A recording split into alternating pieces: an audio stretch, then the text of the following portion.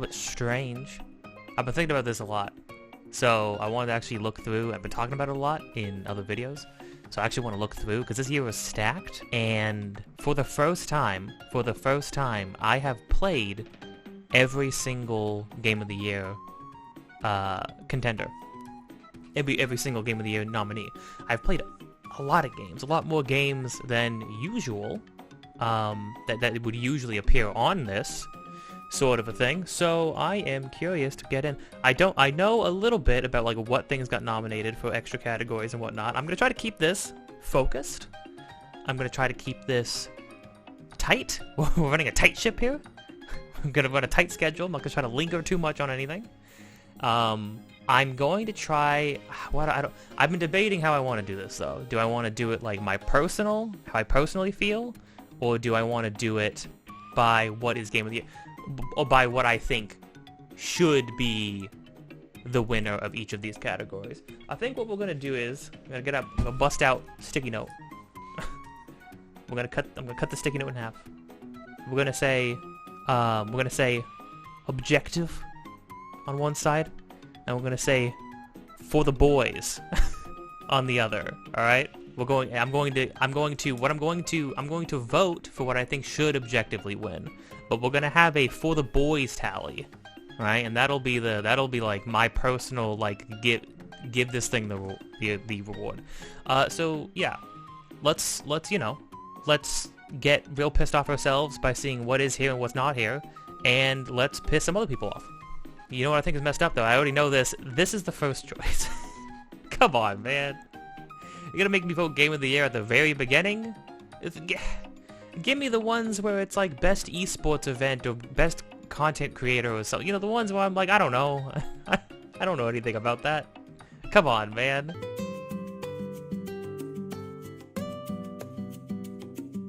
Man, I got to this page and OBS immediately crashed. Even OBS doesn't want me to do this. OBS doesn't want any part of this. OBS was a fan of Starfield, and it is pissed off that it is not here. Here's the thing. First time ever, I have played every single Game of the Year nomination. I am shocked. I'm shocked about a few things. I'm shocked Final Fantasy 16 isn't here. I'm shocked Starfield isn't here. And I'm shocked that Super Mario Bros. Wonder is here. Now here's the thing. Me, actually, Jeff, hey Mr. Keeley, I respect the heck out of the fact that FF16 and Starfield are here. Here's the thing. I have not touched Starfield. I do not intend to. It's not my thing. I'm not down for what Bethesda. I feel like Bethesda does the same thing over and over again, and that's gonna sound real funny coming from me when I start talking about Tears of the Kingdom and Mario Bros. Wonder. All right, so just brace yourself.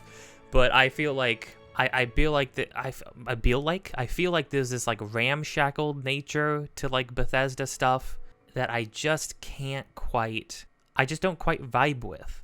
You know what I mean? Here's the thing. I have played FF16 though. I played it all the way through. I did pretty much 100%. I didn't do some of the what the little side challenges where it limits like what icons you can use. If you want to know I'm not gonna get into it. All right. If you want to know my extended thoughts, I have a 6-hour review of Final Fantasy 16 where I go bit by bit, aspect by aspect. I talk about the whole thing. I do not think when I finished that game, I thought about it for a long time after. And the conclusion I came to was that I never thought that game was Game of the Year. I would say, I didn't think that I wasn't feeling Game of the Year with that game halfway through it, you know? But I know a lot of people liked it, so I really thought it was going to be on here, you know? I thought a lot of people liked it.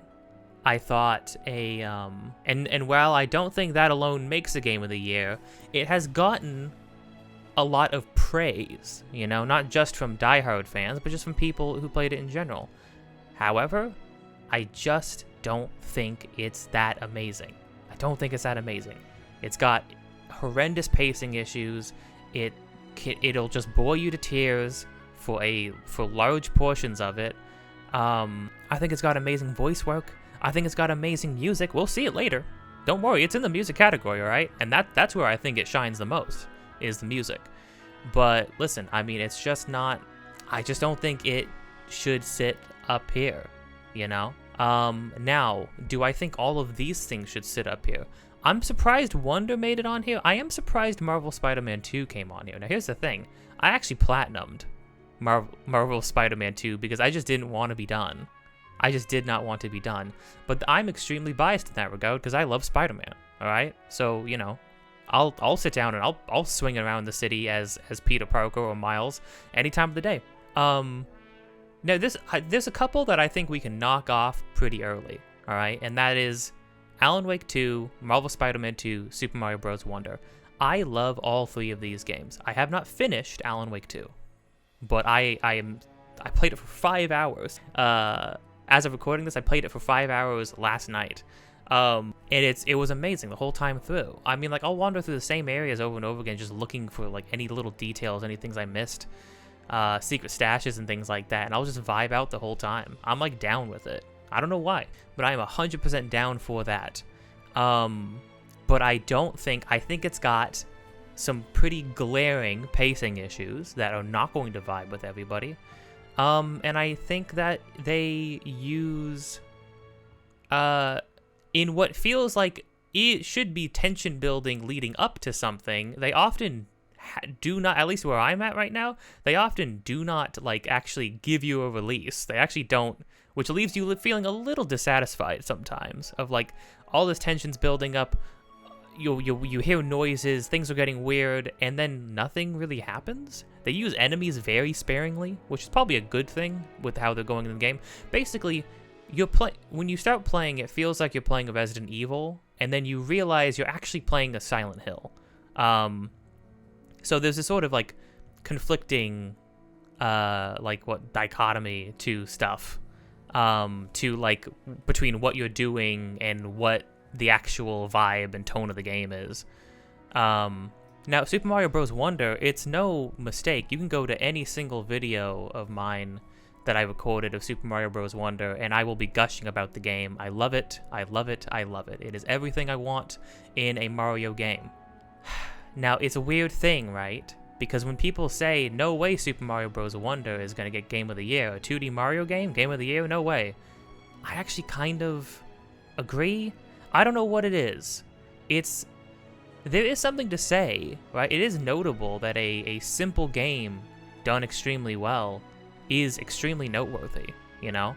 In a year of like, look at the things next to it. Even the other Nintendo game, Tears of the Kingdom, Resident Evil 4, Marvel Spider-Man 2, Baldur's Gate 3, Alan Wake 2. They're all going for such big, huge ideas, massive like technological feats. The scope on some of these games is crazy. The graphics on some of these games are great. The graphics on some of these games are crazy, and yet here's Super Mario Bros. Wonder, that had a very simple idea, had a very simple goal, and it succeeded with flying colors. Am I convincing myself that it should win Game of the Year? I don't think so, because I mean, I think a Game of the Year is something that is more all-encompassing, right? And that's why I think something like Marvel Spider-Man 2 is too specific, right? It is a Marvel, you know what I mean? But it's got a lot of issues too. Its pacing is wacky. The ludonarrative dissonance, not really a big crack against it, but the ludonarrative dissonance is absurd in that game of like, okay, this crazy thing's happening in the story, but let me go swing around and do like remedial tasks for people. Like it's weird, a little strange, right? Alan Wake 2, too specific. It was a game that Alan Wake 2 was made for me. So was Super Mario Bros. Wonder, right? We're talking about big, encompassing games that encompass huge ideas and stuff like that, that push the medium forward in some meaningful way. And that's why you have, or like push the genres forward in some meaningful way. And that's why you have Baldur's Gate 3, Resident Evil 4, and Tears of the Kingdom. And here's the thing. Here's the dilemma. I thought about Resident Evil 4 a long time after watching somebody beat it. I thought about it for an even longer time after beating it myself. I love that game. I love everything about the game. I love the vibe. I love the tone. I love Leon. You know, I love the characters. I think they did a great job at taking something that already existed and turning it into something new, something recognizable, something that you can feel. You can feel a little bit of nostalgia for, but then it shifts into being its own beast. But there is something to say that it is sort of like doing, you know, doing the same dance, but like with a different partner. You know what I mean? Like your dance, it's the same dance, same song and dance. I played the original one before playing the new one, so I have at least that perspective, right? Of knowing what came before it. And honestly, the new one and the original one, I would play either of them interchangeably. You know what I mean? I don't think one exceeds over the other, but I think they all cover but they do both cover a lot of the same ground. I think Resident Evil 4 is not a game of the year. It's very good. It's extremely polished, extremely impressive, but it's not. It did not cover like an enormous amount of ground. I feel bad for Marvel Spider-Man 2. It got a lot of garbage from a lot of people for no reason. But also, I ran around on the ground level of that game, and the realized environments with all these people and all these things, all the traffic and people hailing cabs, people dancing on rooftops, and people doing Pilates in the park, and all the side quests where you get to do things with random people in the city. The city is so beautiful and realized. It's astounding and impressive, but it just doesn't. That's not enough to make up for the other things. That there are a lot of shortcomings in the game, right? I love it. I still think it's at least a 9 out of 10, but it doesn't quite hit the level of the magnitude of Baldur's Gate 3 or Tears of the Kingdom. I have not beaten Baldur's Gate 3, and I'm going to be honest with you, despite that, I think, this is how you know it's an objective take. I think despite not even having beaten the game, Baldur's Gate 3 is objectively Game of the Year. What Larian did, what they achieved, and the quality at which they achieved it. Because I was very skeptical of the game during all the betas. I played a lot of the betas, I played a lot of the patches to the betas, and I was skeptical every time. I started and restarted that game multiple times with my friend, and every single time I'm like, yeah, this just ain't hitting for me. And then the finished game comes out, and it dawns on me that despite this game not being my cup of tea, it's not my favorite RPG. It's not my favorite RPG style. It's not my favorite kind of game in general, the way it's set up. It's not my favorite kind of storytelling in a game. And yet, despite all of that, I can sit down, and when I play it, I can feel the quality of it. And I think everybody felt the quality of it. Because there were people who would never touch any games like... For an isometric, story-driven RPG like this to gain as much traction online, everybody was playing this game. People who probably rarely ever touch games like this were playing this game. That says something. That is not a small thing. The massive waves this game made, and that's why I think it has to go. It has to go Baldur's Gate. I think it has to. Which is crazy, right? Because I actually completed Legend of Zelda Tears of the Kingdom. I did a bunch of side stuff in it. I did a bunch of things in that game. 50-something or 60-something parts, I don't even remember. Long parts too, like 3 to 4 hours each. Me personally, my personal game of the year has to be Tears of the Kingdom. Because Nintendo did it to me again. Despite how much I complained about that game during its runtime, I complained about the direction they took, I complained about the storytelling, I complained about certain mechanics, I complained about the way they designed the game overall. Despite all of that, Nintendo did it to me again. They got me, they sat me down and said, you're gonna like this one, I promise. And I did. By the time the credits rolled, I was all up in my feelings. I don't know how they keep doing it to me. Is it fair?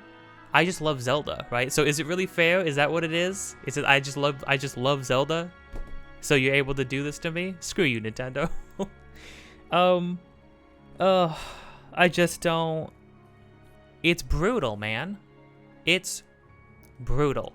And yet, it is my personal game of the year. It has to be.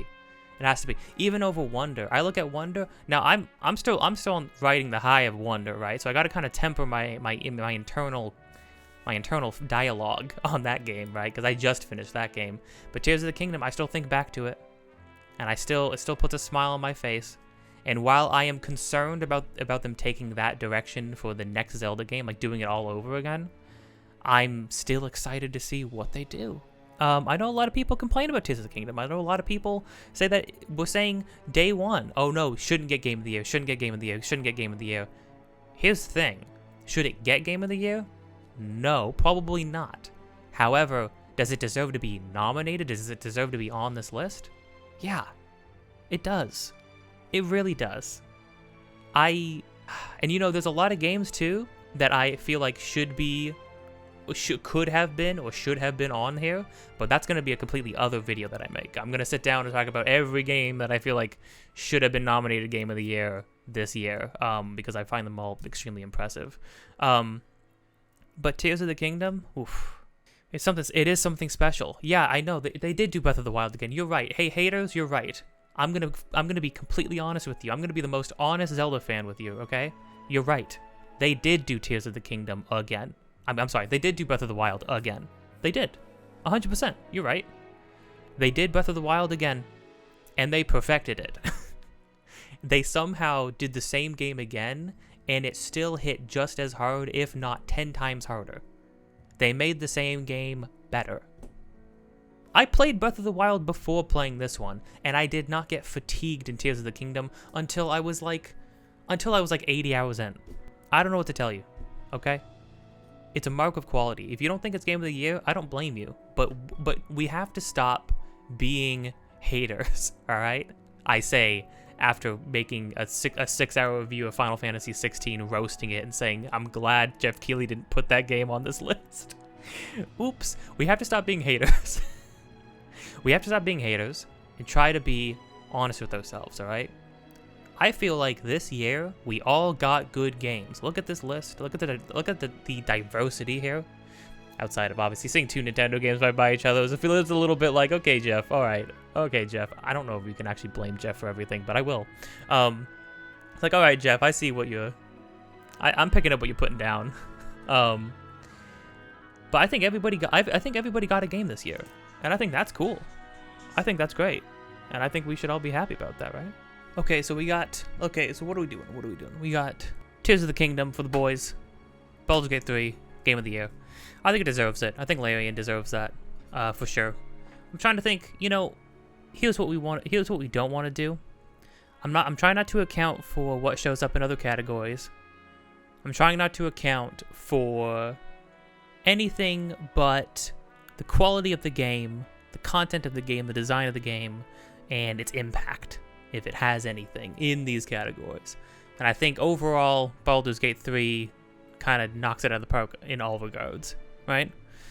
So, and also trying not to somewhat, I think, thinking about considering companies and stuff like that to a point, you know? It depends. But yeah, I think that's where we go. Boom. Sign in? Well, shoot. There we go. Yes. Yeah, I know. Best game direction. No, wait, hold on. No, you can't throw this. It's like the same games. You literally just removed Resident Evil 4. Outstanding creative vision and innovation in game direction and design. Oh, okay. That actually changes things considerably. Oh, actually, this is exciting. Everybody buckle up. I think, objectively speaking, I think Super Mario Bros. Wonder actually gets this one. I think this is one that this game deserves. I think these are all...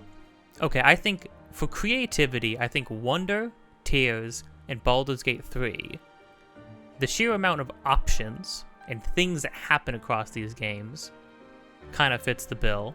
I don't think Marvel Spider-Man 3 for creative vision and innovation in game direction and design. I don't think so. I don't think that really excels.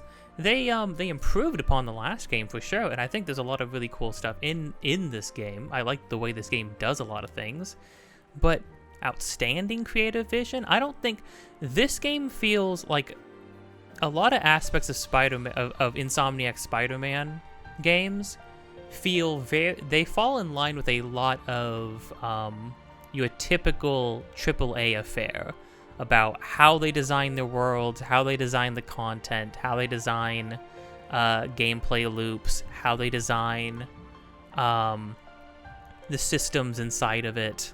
You know, especially the open, quote-unquote, open world nature of it, you know?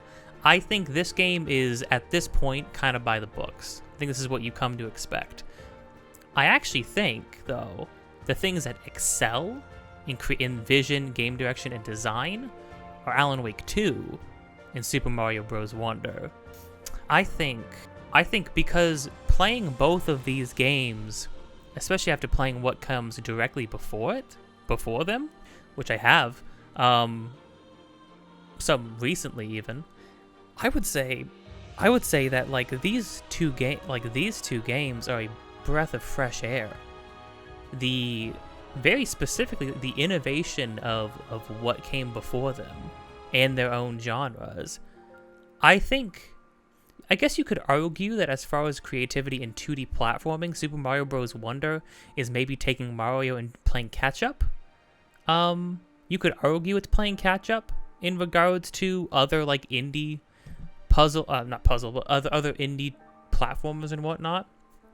However, I don't think that would be entirely fair. I think Mario Bros. Wonder takes the 2D platformer genre and pushes it to cover some new ground with it, as far as the sheer variety of level design, enemy design, gimmicks, powers, the amount of times this game would completely flip itself on its head from one level to another. I never knew what to anticipate. It was always surprising me from beginning to end. Alan Wake 2 is very much the same way. The way they present their story, the way they present the gameplay, it feels like it's not any one thing. It feels like Alan Wake 2 feels like it's borrowing from so many things, and yet it's not any one thing. It's kind of just itself. Now, I know you're probably thinking, what about Tears of the Kingdom? I mean, Tears of the Kingdom has a lot of new interesting systems and whatnot, a lot of new interesting powers. And while they are all good and interesting, and the creative stuff, the vehicle building and the combining, fusing objects and whatnot, and fusing weapons and whatnot, obviously the ongoing joke was, oh, Zelda is now Gary's mod, right? But let's be honest, that is what this is. It does feel like a sandbox creative mode kind of a thing. It's not really anything new, anything we haven't seen before.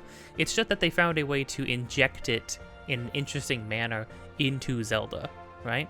And everything else that this game does is just a direct improvement, taking the bones of Breath of the Wild and sort of fleshing them out, filling them out.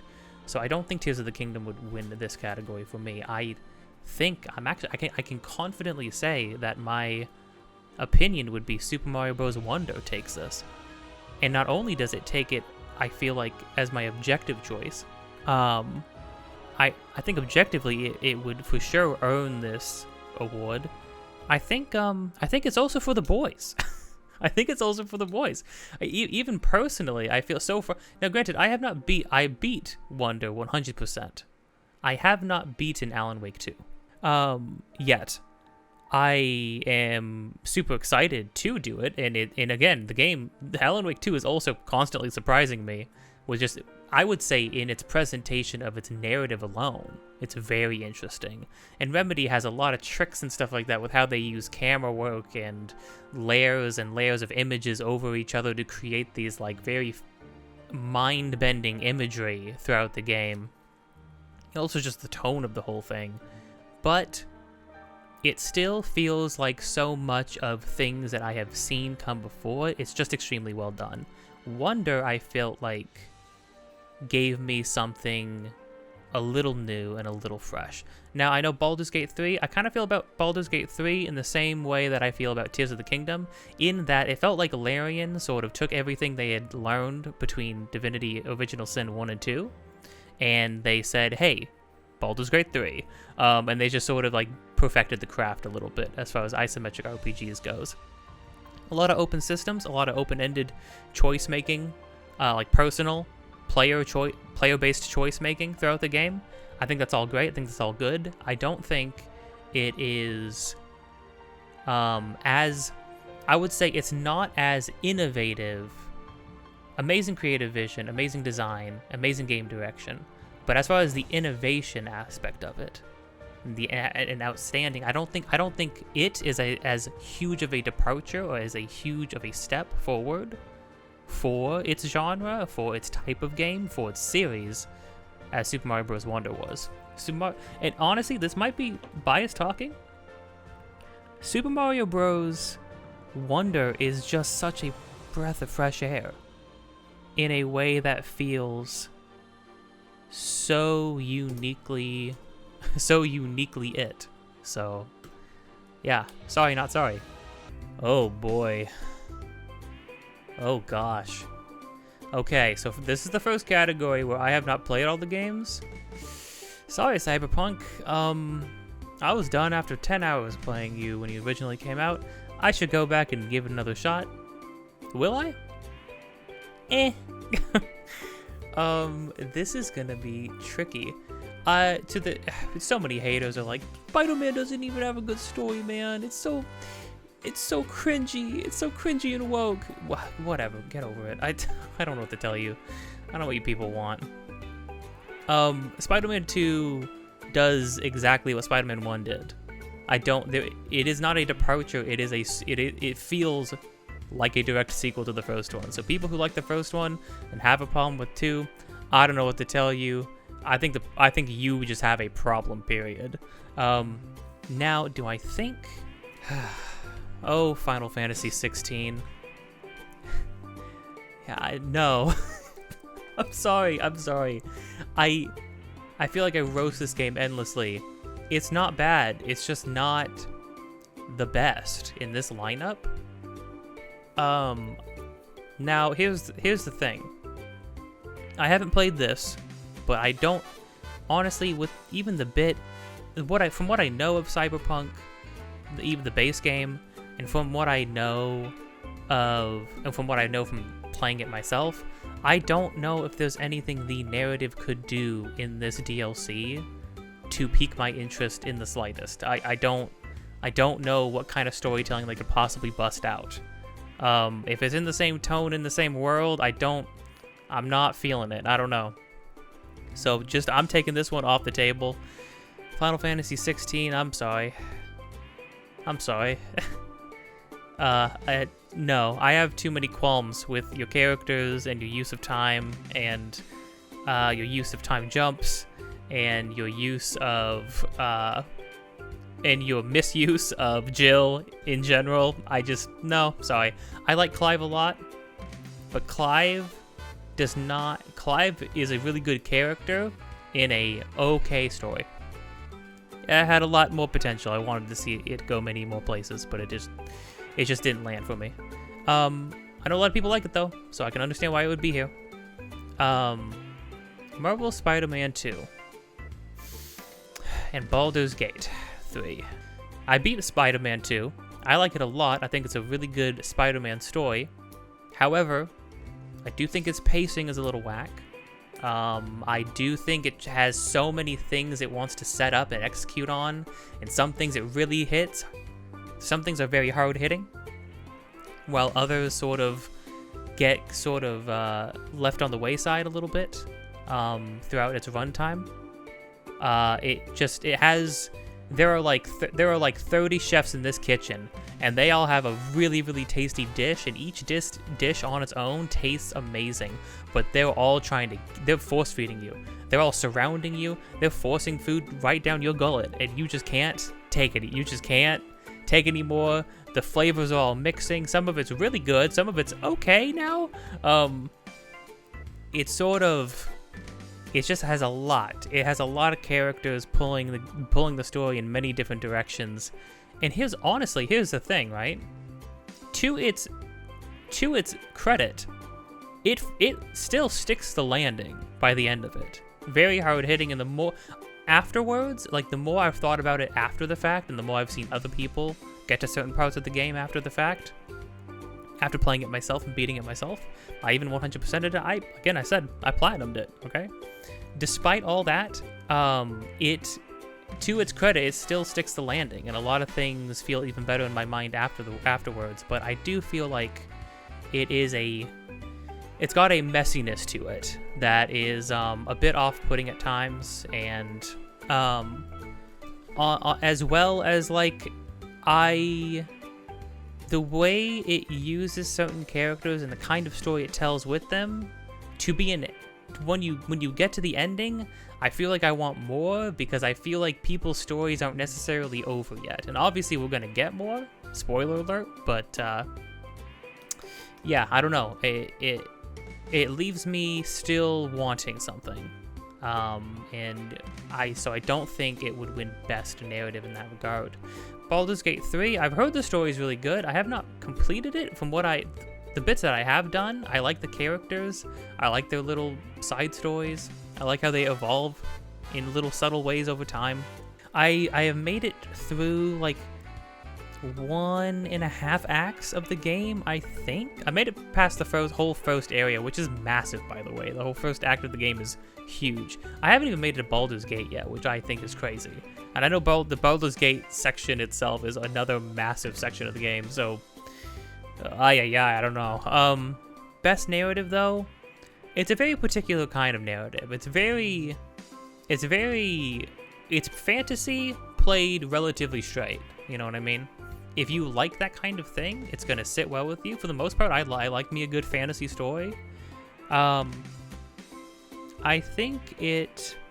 don't think though. I think I'm endlessly impressed though with Alan Wake 2's story, even where I'm at right now. Another game I have not finished. Funny enough, the two games that I have not finished are the ones that I think would win should win Best Narrative. I respect Baldur's Gate for all of the different story threads and side stories and side missions and characters that you can run into that all sort of create your overall the story of your adventure. But Alan Wake 2, man, this game keeps me guessing. This game keeps me on my toes. This game gets me screwed up from 1 hour to another. I am constantly getting surprised, and I think what puts Alan Wake 2, what elevates it a little bit, is that it's doing something that could very easily not land, which is it is presenting you with a mystery. Mysteries are hard, okay? Because what mysteries have to do is they have to string you along. What a good mystery will do is it will string you along and keep you guessing, but give you all the pieces to potentially piece things together. But in a way where if you do figure it out, if you do figure out what's going on, you will still feel satisfied at the end. And at every turn, I feel like I'm getting bits and pieces. I'm feeling I'm getting hunches. I feel like I'm getting I'm starting to pick up what's going down, and then it throws a curveball at me, and then everything opens up and my brain expands a little bit. The game makes me feel it. I mean, it accomplishes a very important thing, which is it makes you feel like you are an investigator, investigating crimes, investigating areas, investigating people, trying to figure out what's going on in this town and what you need to be doing next. All the while, the overarching tension that's building with between Saga and Alan, as they're trying to navigate their interpersonal, they're trying to fight off their own personal demons the whole time as well. Alan Wake 2, I don't know, maybe I'm a sucker. Call me a sucker. I am a sucker. Alan Wake 2 though. Alan Wake 2 objectively, and also Alan Wake 2 for the boys. A little teeny bit for the boys. Oh no. I took a glance at this one, and I was like, no, okay, this is simple, this is easy. And then I stopped for a moment and looked at each individual game, and I was like, ooh, actually,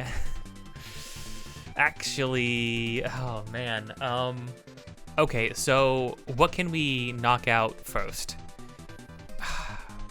I'm sorry, Lies of P? You're freaking sick, dude. And it's a gorgeous looking game. It's got some sick looking environments. I mean, if you like FromSoft, and if you like Bloodborne, you're gonna get that Bloodborne art injection here, and then you're gonna get something a little bit different though, but a little bit more it's got its own personality for sure. It's a little bit steampunky, a little bit Victorian, leaning more into industrial age Victorian kind of a direction. It's a gorgeous game. It's got some really cool boss designs and character designs. I think the characters' faces and expressions could use a little bit, but that's not necessarily art direction. We're just talking about art direction. Well, okay, no, hold on. We get creative and/or technical achievement in artistic design and animation. Animations pop the heck off in Lies of P, but I don't think it gets it. I think a lot of the areas are all very, very grayscale, and I feel like some of them start to bleed together just a little bit from what I saw. I haven't played the game yet, but I watched a lot of other people playing them, quite a bit, and I would say that like from one moment to another, it's kind of easy to be like, wait, what area? At least from a secondary perspective, it's very easy to kind of get lost a little bit and be like, what area was this one again? It's like, okay, more city streets, more city roads. Everything's a little gray. Everything's a little dreary.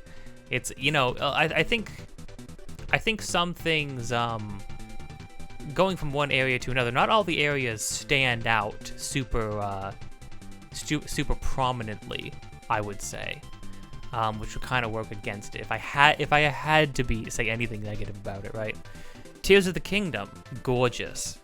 I love the way they did darkness in the underground. I love the way when you're in the sky and it hits sunset, it feels like you're in this eternal sunset. It's gorgeous. It's awesome. I love it. Flying from the sky down to the bottom. I love the way the Zonai stuff looked.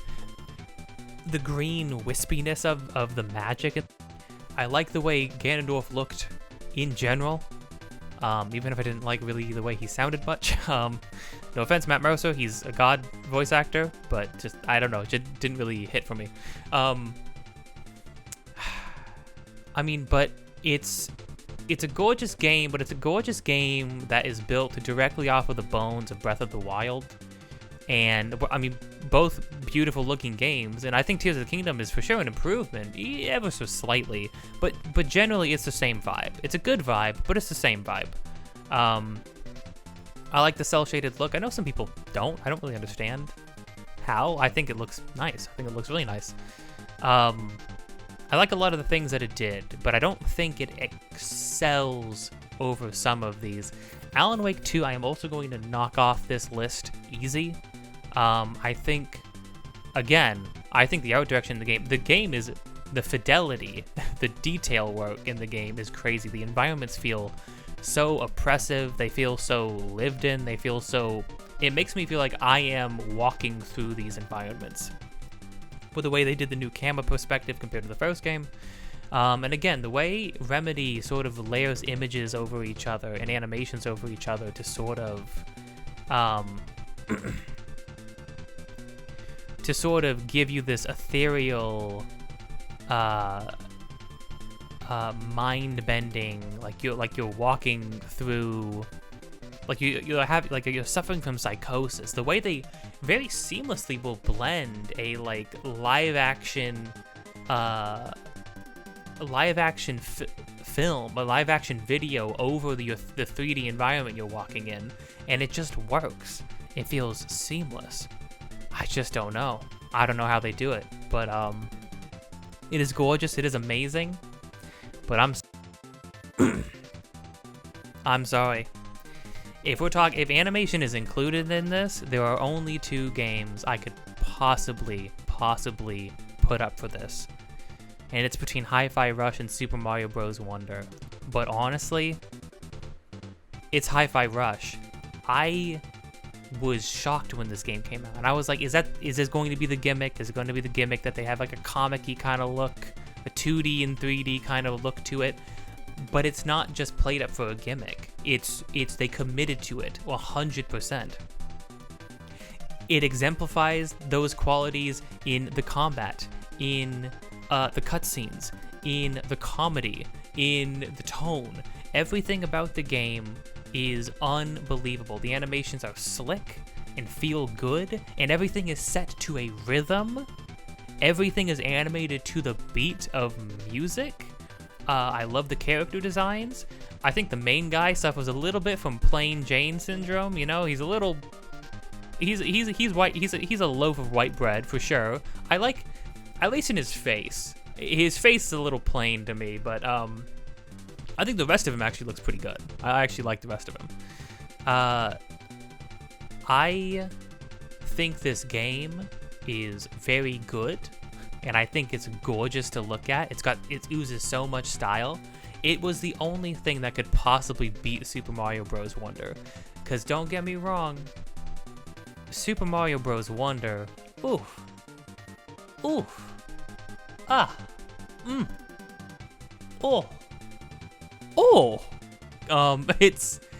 it's so good, and it's so consistent. The expressiveness, I love the way they did 2D, but they made it look like everybody was like 2D. They did 3D, but they made everybody look like they're 2D flat stills.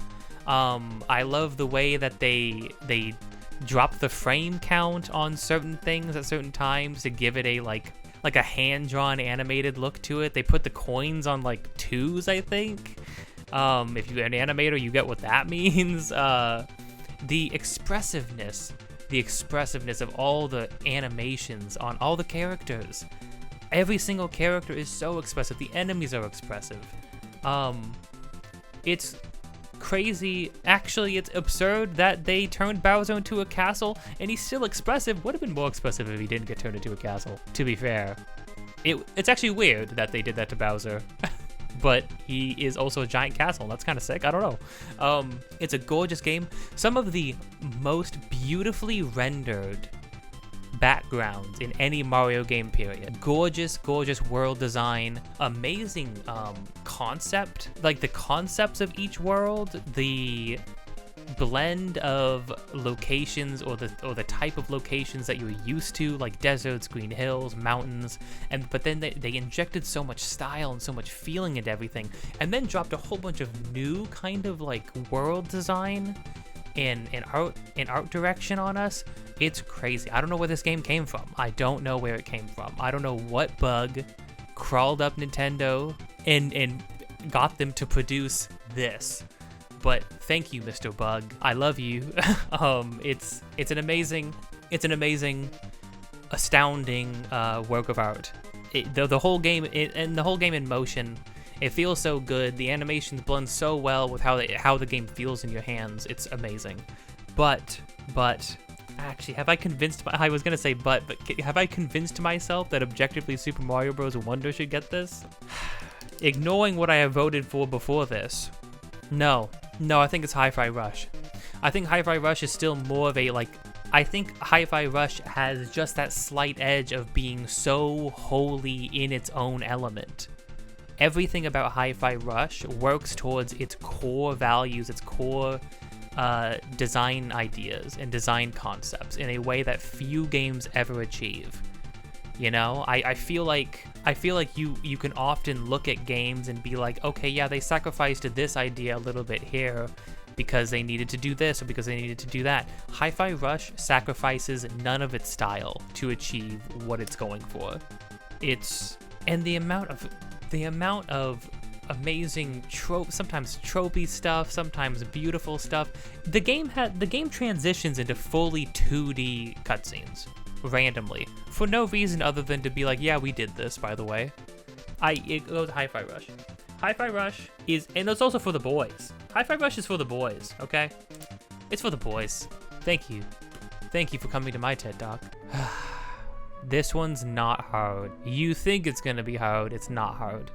I'm gonna say, I'm sorry, Baldur's Gate 3. I know you have good music because while I'm playing you, the music is a amazing vibe. I cannot recall the music. Alan Wake 2, you got some good like vibey, atmospheric stuff. It's a horror game. It's a very like Silent Hill 2-esque game. So you're gonna be vibing out with stuff, which is good, which is for sure good. And then they have a lot of actual like songs and stuff like that, which have all been like pretty good. A little bit more on the poppy side of things.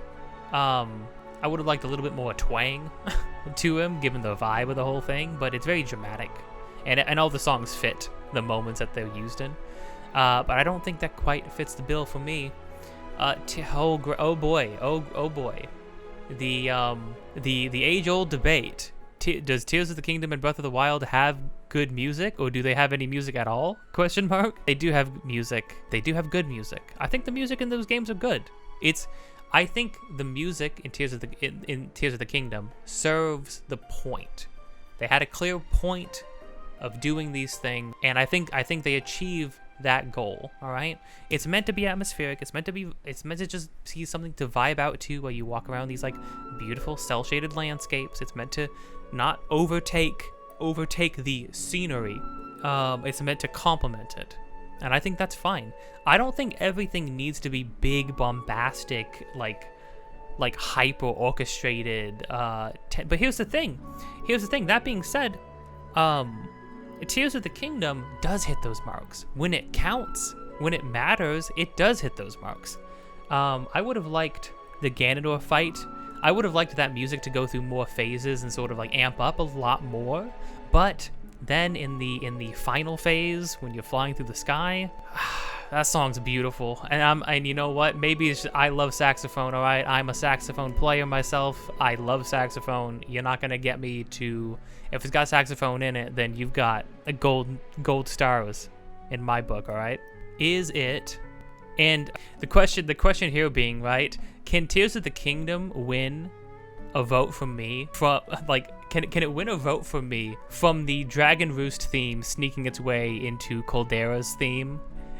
Does Colgera's theme bump Tears of the Kingdom to like soundtrack of the year on its own? I mean, for the meme, I almost want to say duh, because when the Dragon Roost theme comes in,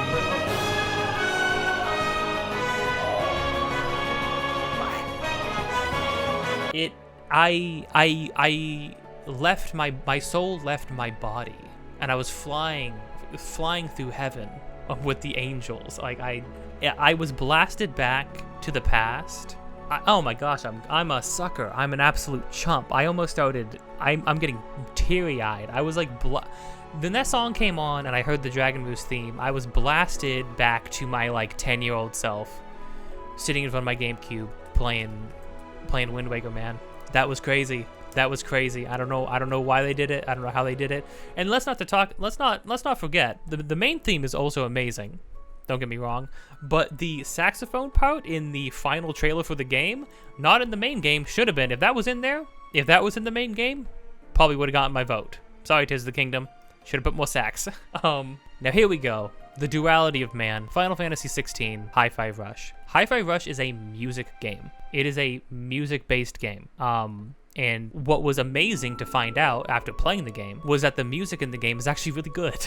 Thank goodness. I know who would have thought, right? But sometimes you have games that like put a lot of focus on music, and the music is not amazing, or it's just okay. Hi-Fi Rush's music is awesome.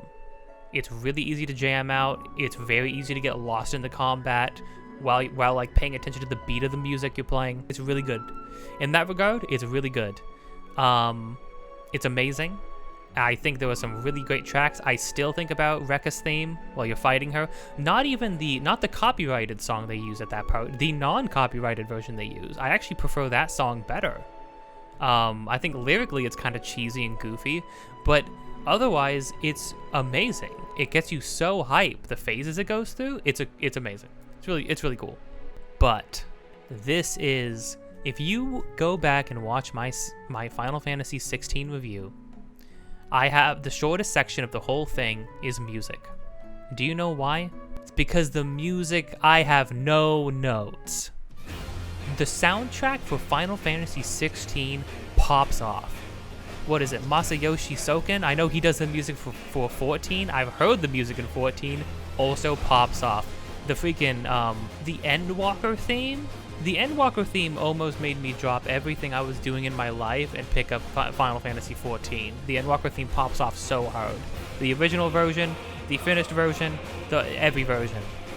Soken is a madman. Soken is a crazy, crazy dude. Final Fantasy XVI wins this hands down. It gets it is objectively the best soundtrack across the board. It hurts me a little bit to say it, but it's just so obvious. Final Fantasy 16, also for the boys.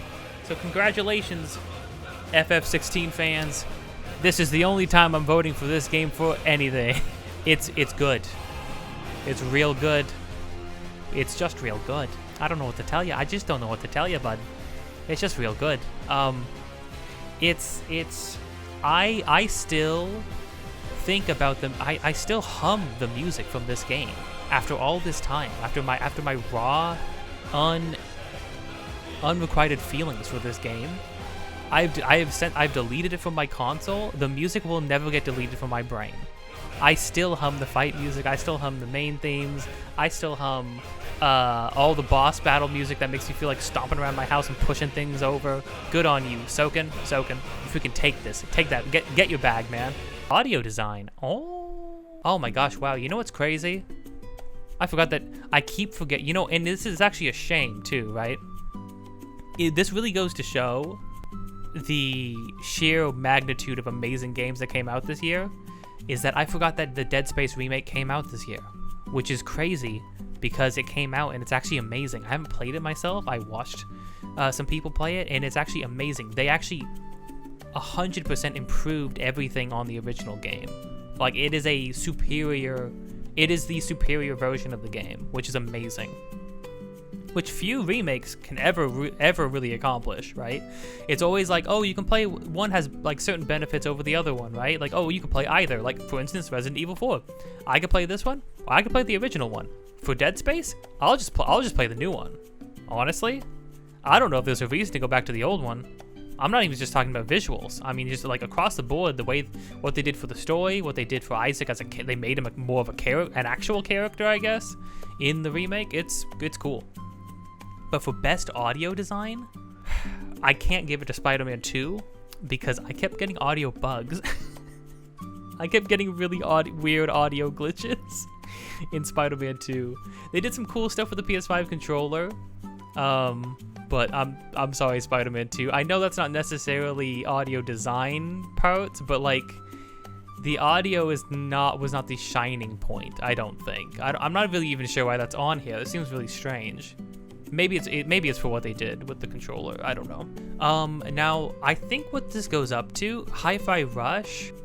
I mean, it is a music game, but the design of the audio, everything happens to the music. But I don't think there's anything that necessarily makes it excel, per se, right? Now I don't remember enough about. I know Dead Space has some good sound design as well, right?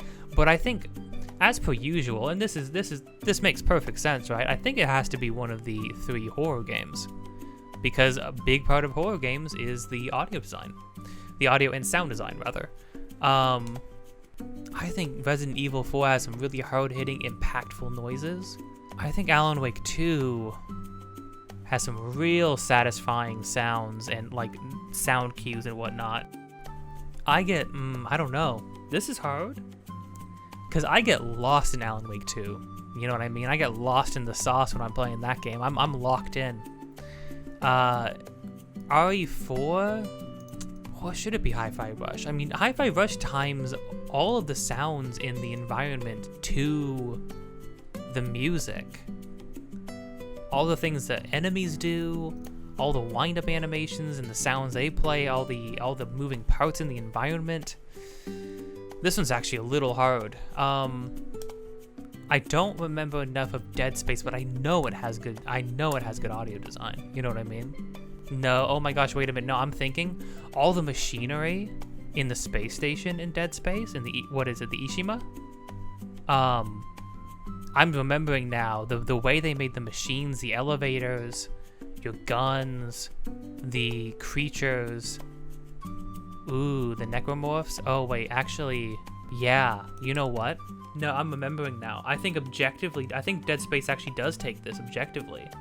I think Dead Space takes it objectively, but I'm going to give it, my heart is going to go out for the boys, Alan Wake 2, I think, for the boys. I get lost in Alan Wake 2. Vibing out. Dead Space it is. Oh, this one's actually a little hard. Okay, you know what? I don't know. Idris Elba, did you do good? Good for you. Cameron, I know you do a good job. There's other things in Star Wars Jedi Survivor that I feel like sort of prevents this from being an excellent experience. Who did Neil Newbin play? Did he play Asterion? If he played Asterion, I already know why he's on here. Oh, would you look at that? He plays Asterion. Who would have guessed? I wonder why he made it on here, for Pete's sake. You're not slick, Keely? I know you. I know what you want. I know who you are, Keely. I don't think so. I don't think so. He does kill it. He really embodies the role, and I respect it. But Melanie, does she play Saga, the main character in Alan Wake 2? She is good. I felt like her performance was a little restrained, not in a way that is a knack against her, in a way that is, I feel like, very on purpose. I feel like she was given that direction, but because of that, I'm not really sure how I would rank it as a performance. I think what I need to give shout outs to, like, Yuri Lowenthal. Dude, I have heard this dude, as with many people, all right? I have heard this man in so many things, in so many shows, in so many games, in so many everything, right? I have heard him in so much stuff. I have never heard him like I hear him in Spider-Man 2. I have never heard him hit the kind of voice lines, the kind of acting chops, the kind of emotions that he hits in Spider-Man 2. Unbelievable. My heart goes out to Yuri Lowenthal. I think, though, the best performance has to be Ben Starr as Clive in Final Fantasy 16. I don't know how this is happening. I don't know how Final Fantasy 16 is technically getting another thing from me. I don't know how. This dude, Ben Starr, carries. This dude carries that game on his back. This man right there. There's a lot of good performances. Don't get me wrong. I think everybody pretty much kills it in that game. I think Jill's voice actress is really good. I think I like the guy who voices what's his face Ultima. Yeah, I like the sort of like robotic, like monotone sort of style he hits with that. Dude, Sid. I mean, obviously Sid's voice actor has been in a bunch of stuff and he always kills it. So I don't know. The humanity and the warmth and the pain that Ben Starr achieves as Clive, though, respect, dude. He carried that story on his freaking back. You know what? I knew if nothing else in FF16 had me, I knew Clive had me, and that's because of Ben Starr. So I think objectively, Ben takes it. But I think for the boys, Yuri Lowenthal. Good job, Yuri. You can be my Spider-Man any day. Any day of the week. Innovation in accessibility. I don't know. I truly don't know. Because I don't like need to look at accessibility options, so I never really know what games have what going on. So that's the first one that I'm completely drawing a blank on. I know a little bit of what Marvel Spider-Man does. You can like highlight things in different colors and like make bold borders and whatnot. You can also tweak some stuff with like the vibration of the controller, which is interesting. Don't know what Hi-Fi Rush does. So if we're not knowledgeable, remember gang, if you're not knowledgeable enough to pick something, to make an educated selection, then there's always a tried and true method to weed out the best pick. Eeny, meeny, miny, mo, catch a tiger by the toe. If he hollers, let him go. My mom told me to pick the very best one, and you are it. Good job, Street Fighter 6. Good on you. Perfect. That access was usability. That access perfectly. I'm sure it has good accessibility, right? I'm sure it does. Games for Impact. Have I played any of these? Chance of Sonar. Goodbye Volcano High. I remember that getting incredibly roasted, needlessly so. I mean, it's one of those games where it's like, games like that would fit in this category are always the ones where it's like people are going to roast them on site because they're sincere and honest. and people don't know how to handle that, so they gotta cringe backwards into their own bodies and screech, you know, make the thing go away. I know the Venba's the one where you cook, right? It's like you're cooking with your family, and it's about like Indian. Well, it's not about Indian cuisine. It's about this family, but like it's the story's told through you creating like Indian cuisine with. Do I vote for it just because I like me some tikka masala, or like does that earn a vote? Thought-provoking game with a pro-social meaning or message. Space for the unbound. Chance of Sonar. I could just go next and not cast a vote, but what's the fun in that? Tachia. I did see a little bit of Tachia. I don't know what the culture is being reflected in Tachia. Is it Takia or Tachia? Cool. Terra Nil. Is this like a pro green energy, pro environment kind of game? Honestly, I could vote for that just off of that premise. To be completely honest, I don't know if that's entirely what it's about. Well, okay, so I think I'll make the educated decision of, catch a tiger by the toe. If he hollers, let him go. My mom told me to pick the very best one, and you are it. Oh, Terra Nil. Good job, Terra Nil. You got it. Guys, we got to protect our planet, all right? It's important. Please. Best ongoing. Hey, Cyberpunk. Get the heck off my screen, best ongoing. Puh. What do you mean, best ongoing? You're not an ongoing... It's not a... That doesn't make any sense. All these other games are like service games. They're all like live service, partially free-to-play games that have like constant updates. You can't say ongoing with Cyberpunk because you updated the game one time to fix the problems that it had when you released it. I'm not gonna sit here and like roast the actual developers themselves, because any number of reasons, any number of things cause games to be released unfinished in the way that Cyberpunk was, all right? That goes way beyond just the actual people creating the game itself, all right? The fact that they weren't able to push that game back has to do with publishers, has to do with studios, has to do with a bunch of other people, not the devs, all right? Not on the devs. That being said, the game was still released unfinished, and you're gonna say that it's an ongoing game now because you are making updates to fix it? That's not what that means. You coming back and fixing it doesn't mean your game's not an ongoing project, okay? It just means you're playing catch up, all right? That doesn't. Come on, guys. So sorry, but I don't. I think they're trying to like put Cyberpunk in a more positive light. My heart goes out to the actual developers. I think what happened to them sucks the most. The actual like people who have to sit in there all day and desperately try to like improve this product that needed like another year, maybe even another 2 years of development, right? This game could have been something spectacular. In fact, I heard with the new update that it is spectacular, right? Which is why I want to sit down and try it again. But yeah, I think this is being a little disingenuous. Apex Legends, Final Fantasy XIV, Fortnite, Genshin Impact. It pains me. It truly does.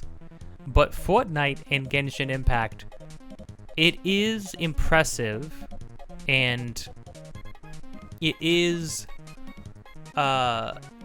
noteworthy the extent, the degree to which both of those games get constant updates, constant new things, constant new characters, mechanics, skins, sure, map changes in Fortnite's case. Both of those games, that is commendable, all right? I credit where credit is due, all right?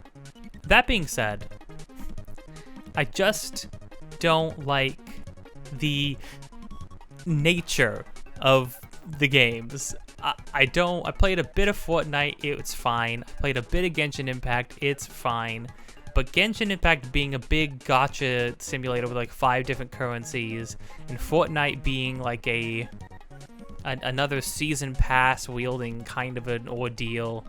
Same Apex Legends, kind of same degree, a little bit less so in that regard.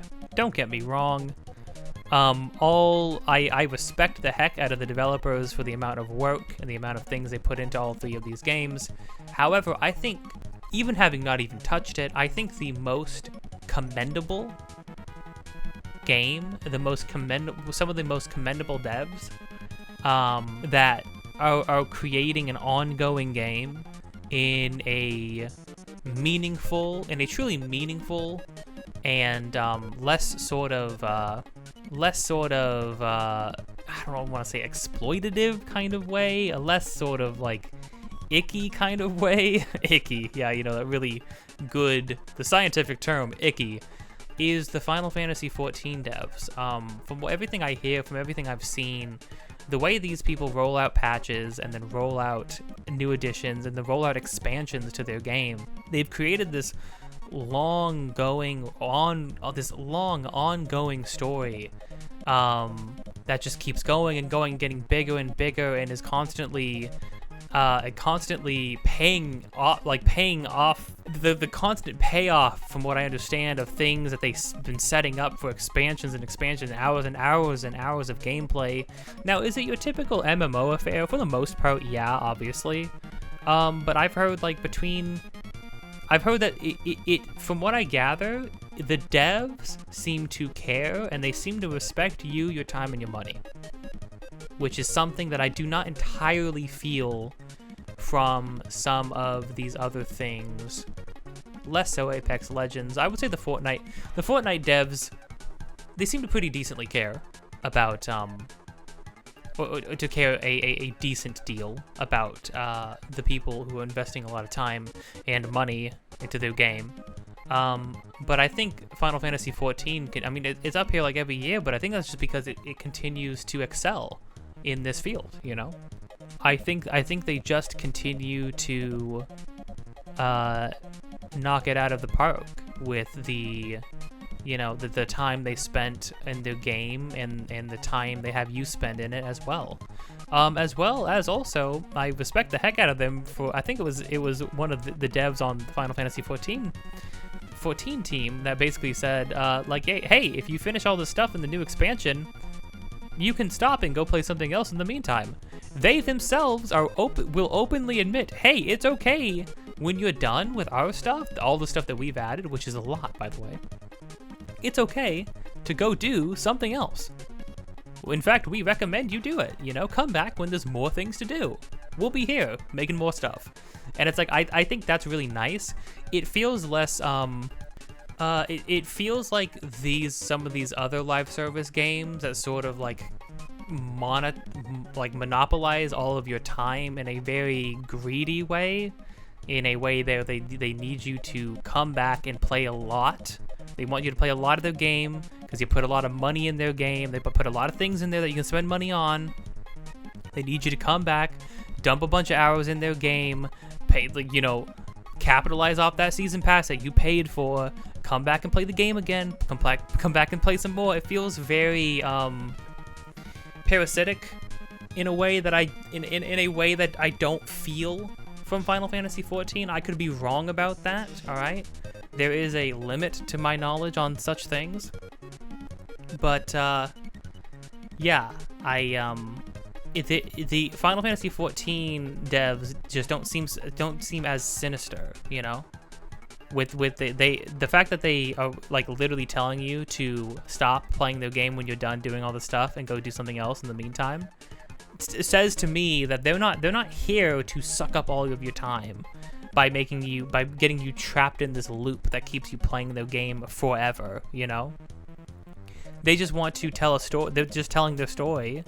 They're telling their story, and they want to give you things that are meaningful and fun to do, which I think is commendable.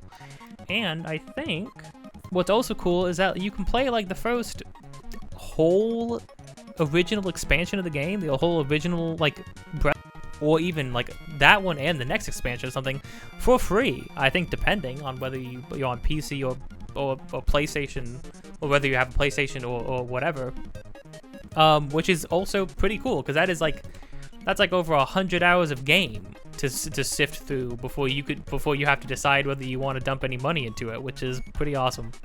It wins. I'm sorry, Destiny 2. I forget that you're even around at this point. I mean, there must still be a lot of people playing them. Community support? What is the Baldur's Gate community? Well, I mean, I guess it's been getting a lot of social media traction and like a lot of people obviously cosplaying and whatnot. I feel like it would have to be between probably No Man's Sky and Final Fantasy XIV. This is purely a vibe thing right now, right? This is purely me going off of vibes alone. Like, truly. I'm gonna say, I have a feeling that the No Man's Sky community is, like, keeping this game thriving, which is amazing, because it has a really amazing story of recovery after, obviously, its initial release. So, I'm just gonna give it to them.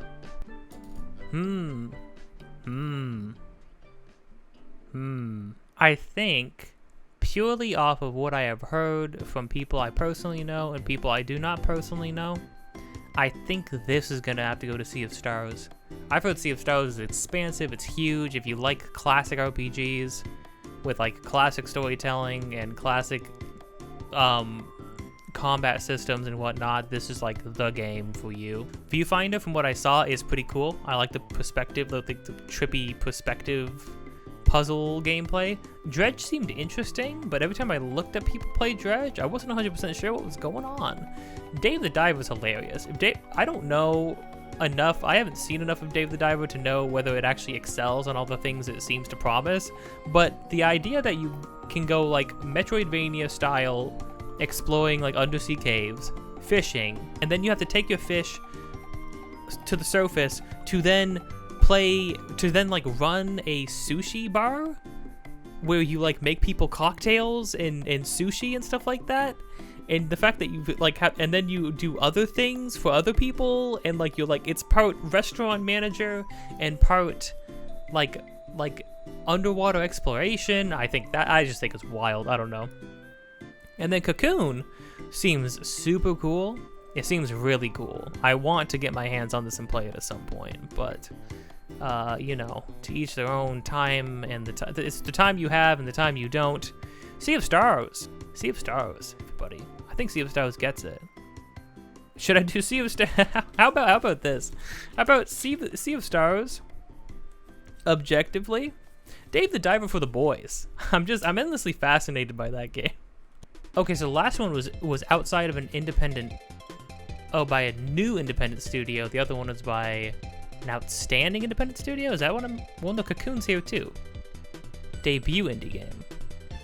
Oh, like the best debut game by a new independent studio. So like the first game by somebody. I feel bad for Venba. I feel like the thing is, I think it's a good thing they have like a game, like games for impact category or something like that. I don't know if that would be like, that's like the best name for that category. But like it is a shame because a lot of games like a Venba, right, are going to be overshadowed by any game, especially in the indie scene. They're going to be overshadowed by any game that just has more game to it. The actual playing of the game is just more, right? Now, I haven't played Venba. Maybe the gameplay is actually really good, but from what I saw, it seemed like it was one of those cases where the gameplay is kind of just in service of telling the story. The story is like the main focus, right? Whereas, you know, with Cocoon, you've got crazy puzzly warp stuff, and Dredge, you've got like the big freaky looking ocean to salvage stuff out of. Viewfinder, you got mind bending photo stuff, and then you have the obvious choice, the obvious best debut indie game, Pizza Tower. Do you know how many unique frames of animation there are in this game? As an artist, as an animator, myself, this game frightens me to my core. The person who made this game is a monster. And is a monster that must be expelled from this planet if any of us are going to stand a chance. Pizza Tower. I've had this game since like the beginning of this year. I have not played it yet. I really, really need to. It looks amazing. I have actually avoided looking at most of the levels, but I had to watch some people play some of the levels because this game in motion is art. This game in motion is the most beautiful thing I have ever seen. And you're probably wondering, are you sure? Are you sure you're not smoking crack? Look at this face. Look at this man. You're telling me that this is the most beautiful thing you've ever seen in your life? It is. This freaking MS Paint looking ass guy. Oof. Pizza Tower. Objective pick. And for the boys. It's not even a doubt in my mind. I haven't played any of these games. It's not even a doubt in my mind. Pizza Tower. You know what Pizza Tower did? Pizza Tower hit the scene. You know what? You know, the internet blew up. Not that the internet blowing up over something means that thing is good, but there is a reason why the internet blew up. This game is a marvel of game design. You can go fast. You can go slow. You can go chicken. You can go rat. It's oof. This game is amazing. This game is amazing. This game gets best debut indie game off of the sheer amount of unique animated frames that exist within it. Oh boy. Oh boy. Thank God. God bless Pizza Tower and God bless America. Best mobile game. Hello Kitty Island Adventure. Honkai Star Rail. Nope. Monster Hunter Now. That's Pokemon Go but Monster Hunters, right? The Terra Nil games here. Oh, this is a good game. I have to check that out. I'm just gonna ignore me. I'm just gonna give it to Ever Crisis because what they're doing with this is very interesting. They're essentially giving you a way to get these stories for anything that's ever been released on Final Fantasy VII without having to experience or find or dig up or play those original things, right? Which is interesting and like literally useful before Rebirth comes out, because with the existence of this and the kind of stuff they inject here, including a unique young Sephiroth story, like I think a brand new one, right? That's like a fresh new thing. I really wonder what the heck they're about to do with Final Fantasy VII Rebirth, because the fact that this game is like, hey, by the way, you might want to play through the Dirge of Cerberus story, you know? That might be important. Or you might want to play our weird spin-off story game thing that involved like 3 random members of Soldier that hardly anybody knows about. That might be important. And it's like, wait, will it? Is it? Okay. And they not only did that, but they like they made a bunch of unique 3D models for enemies and main characters to do the battles and stuff for those things. That's kind of wacky. That's kind of like really high effort for something that presumably is just going to exist for this mobile game and not be important anywhere else. Wink, wink, nudge, nudge. Sure, Ever Crisis. Take it away. Huh. Best VR AR. Oh, that Humanity game is a VR game? Humanity. Oh, isn't Humanity made by the people who made like Rez and stuff? I freaking love those games, and Humanity looked sick. I didn't know it was VR though. I thought it was just giant vampire. Humanity. Good indie game. Giant vampire woman. Good indie game. Giant vampire woman. Help. I'm gonna say Humanity. But Giant Vampire Woman for the boy. Best action game. Ooh. Oh, crud, Hi-Fi Rush is here? But Armored Core Fires of Rubicon. Oh no. Remnant 2 is also on here. I don't think I could give it to that. It's action adjacent, I guess. I don't know. I really like Remnant. I like Remnant 1 and 2. They don't quite hit mark. They don't quite hit as hard as some of these other things. I'm sorry, Deadeye. This is the same company who makes who made Dying Light 1 and 2, and obviously the first Dead Island. I think the combat in their games is the weakest part of the games. I think the parkour and stuff of the Dying Light games is the best part of those games. It's my favorite part to do. Doing the time trials in Dying Light 2 with my friend was like some of the most fun I had in a video game that year. Sorry, I think the combat's the weakest part. Ghost Runner, those games look really cool. I have not played them. I have not touched them. I cannot speak to them. but honestly, I don't think it would matter. Hi-Fi Rush, Armored Core 6, Fires of Rubicon. Hi-Fi Rush I have not beaten. I think I made it like halfway through the game, and it was amazing and really fun and really awesome, and I like it a lot. And the rhythm-based action combat is really amazing.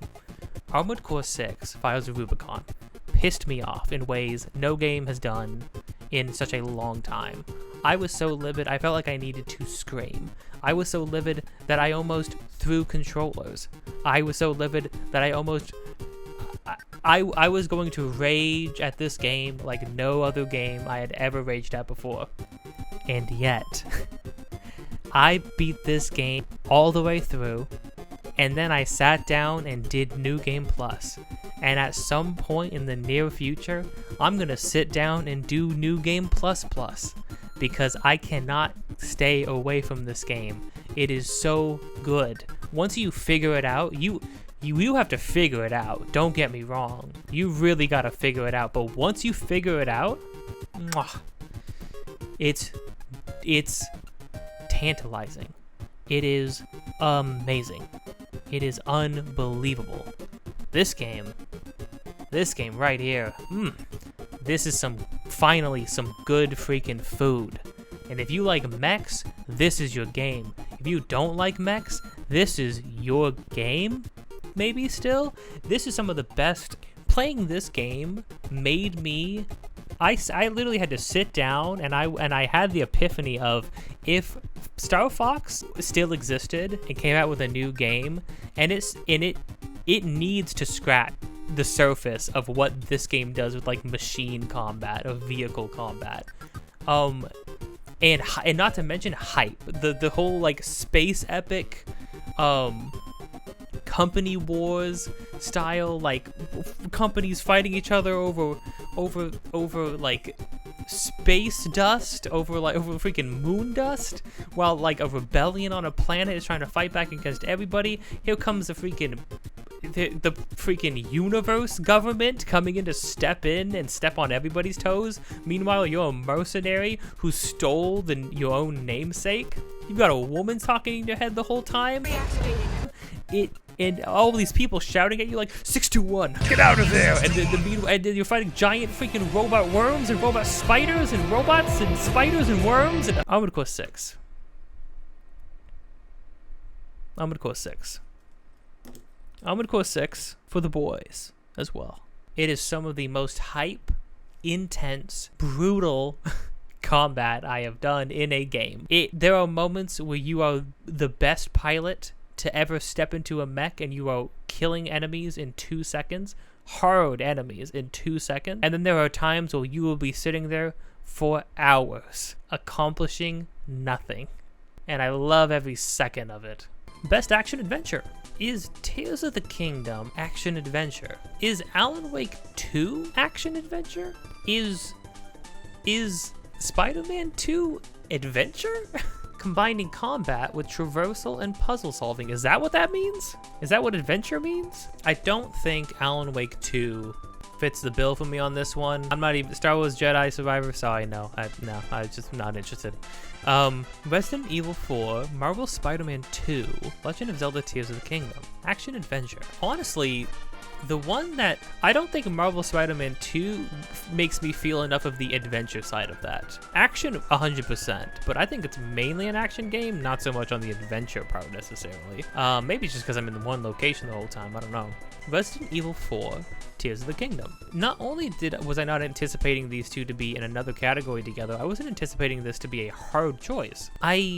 I'm almost tempted to give it to RE4 because I feel, when I think back on that game, I remember the adventure. You know what I mean? Like, I remember, it feels, that game is a ride, and by the time you're done with it, you feel like you've gone on an adventure, but not, I don't know, but The Legend of Zelda Tears of the Kingdom is all about the adventure, but it's not all about action. RE4 has more action than adventure. Tears of the Kingdom has more adventure than action. But I don't think, I mean, if we're going to combine this category, right, then I think it has to go to Zelda, because the thing I've been saying for a long time now is that the Legend of Zelda series are one of the few games that are purely adventure first, anything else second. I wouldn't call it action adventure. I would call it adventure with action, you know? Zelda games are adventure games. Zelda games are all about the adventure. They're one of the few series of games that I feel like you could call purely adventure as a singular genre. That is what they are. That is what the point is. The point is that you are exploring environments, exploring world, and anything else that happens is sort of secondary to that. Now, they've leaned into more almost RPG elements, right, with these new ones, but what they have not shied away on is giving you massive environments, like sometimes some truly amazing environmental puzzles. Not always, they don't always hit. I'm not talking about the Koroks, I'm not talking about the Korok. I'm talking about like shrine puzzles and not even just the shrine puzzles like in the shrines. I mean like some things you have to do and figure out to unlock shrines even. Some truly cryptic stuff sometimes to figure some things out, you know? Some amazing world traversal, hopping between the sky to ground level, to underground, to caves, to dungeons, to castles, to all these different villages, meeting all these different people, doing all these different things. Tears of the Kingdom, best action adventure. I think best action adventure for the boys too. Honestly, I think. Or should I give for the boy? Should I give for the boys Resident Evil 4? I feel sad because I don't feel like I'm gonna pick RE4 for any of these categories, even though it is truly amazing. You know, it really is. But I think even me personally, Tears of the Kingdom is just, it's the adventure. I still want to sit down and keep playing that game. I probably will, you know? It's one of those things. Hey, you know what pisses me off? Seeing Final Fantasy 16 on here. How the heck did you get this on here? Final Fantasy 16 is not an RPG. Don't let them fool you. That was one of the main problems with the game, is that it spends half its runtime pretending to be one. It's not an RPG. The equipment does nothing. Nothing means anything. The stats mean nothing. The equipment means it's all purely linear progression. Leveling up feels hollow and meaningless. The only thing that you have that feels the most fleshed out that's even close to RPG at all is the skill tree, but that just feels mainly like an action game skill tree, and you fill it out incredibly quickly. So no, I'm sorry, Final Fantasy 16, you shouldn't be here.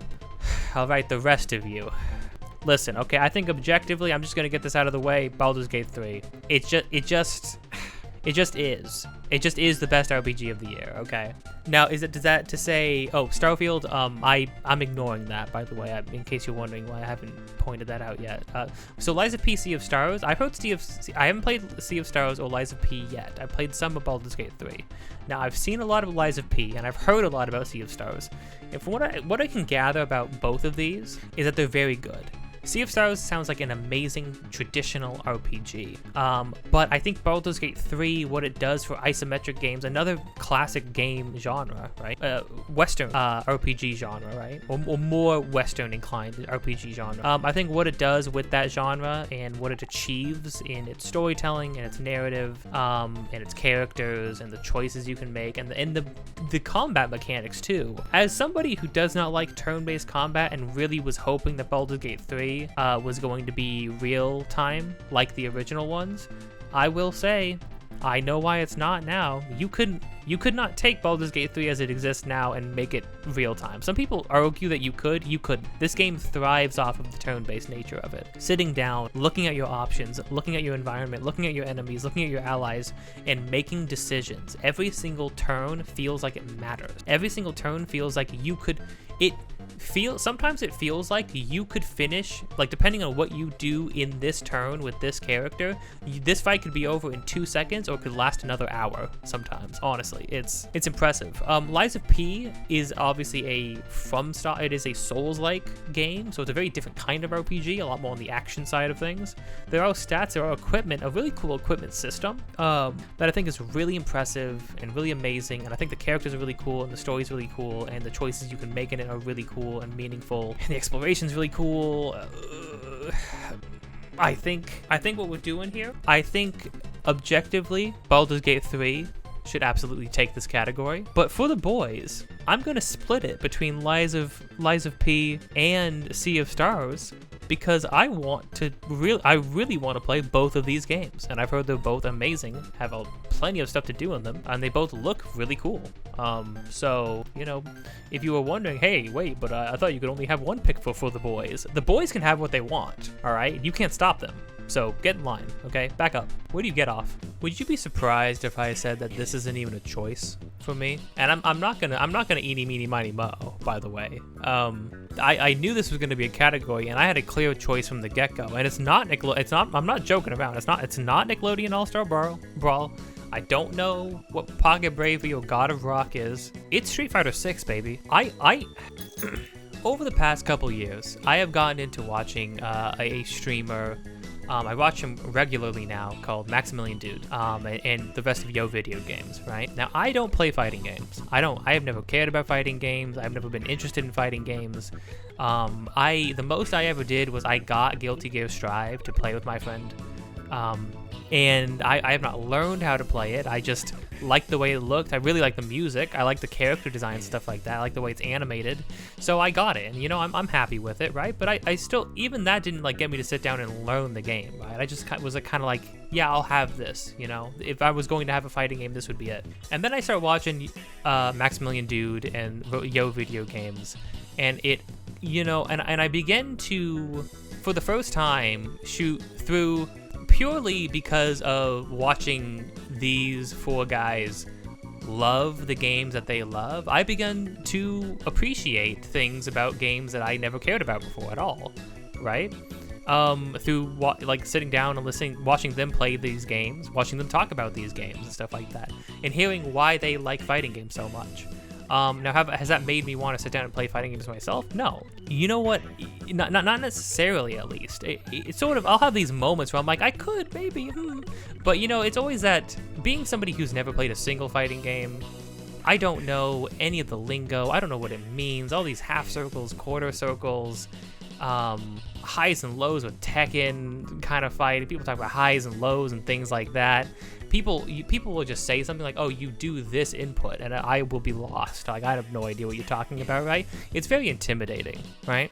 And yet, I can, right now, without a shadow of the doubt, say that Street Fighter 6 is one of the most impressive fighting games I've ever seen in my life. Period. You're probably wondering how. The presentation, the style, the character designs, not so much the music. I think the music should be a lot more Third Strike than it is, right? Third Strike is the one. I don't know. There was whichever one has a theme for Guile that's like complete jazz euphoria, and it pops off and it has like 3 phases. It's like a 6-minute song or something. Whichever that one is, that's the kind of music they should have gone for. But that being said, the music still serves towards the style in an effective way. But not to mention, Street Fighter 6 has a classic mode still. It has like crazy online lobbies. It has like an avatar maker where you can make your own person and cobble together a bunch of parts and pieces from other characters to create your own fighter. And it has an open world RPG where you can go around huge environments, learn techniques, train under like classic Street Fighter characters, and fight people in the streets.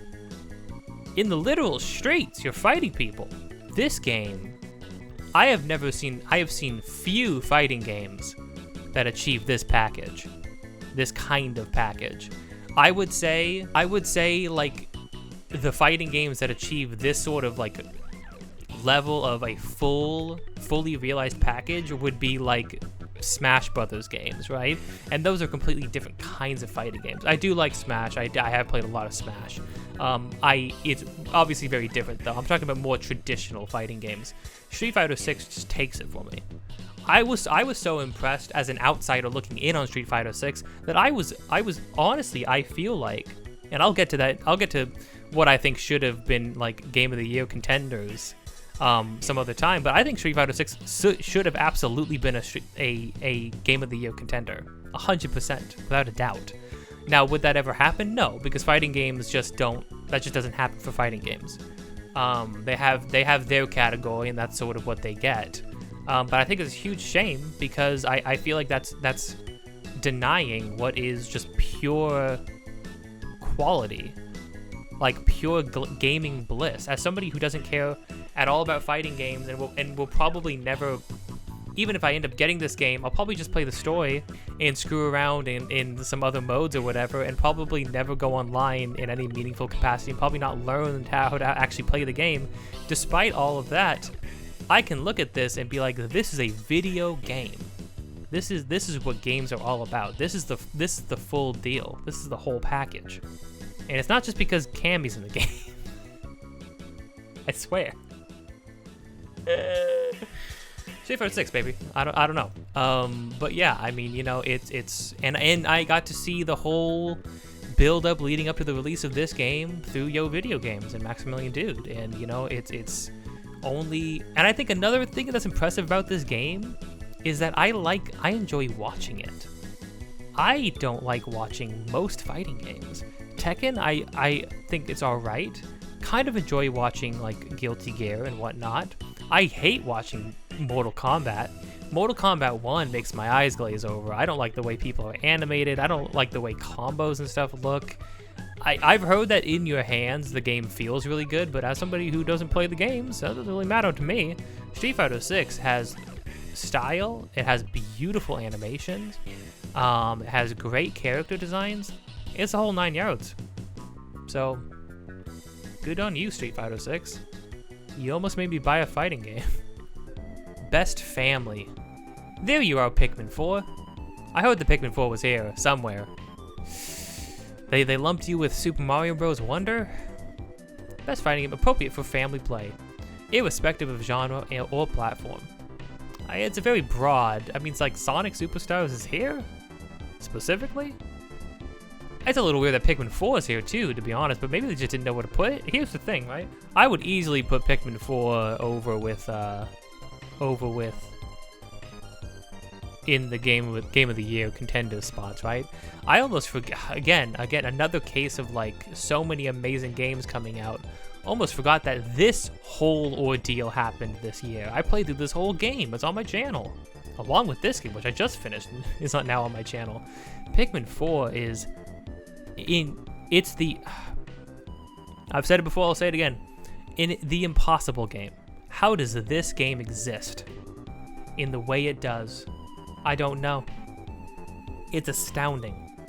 It's an astounding marvel. If I had to say a bad thing about it, the music just doesn't really hit like the other games. Oh well, boo-hoo.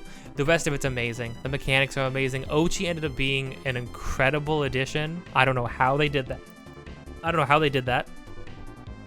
They put Pikmin 1 in the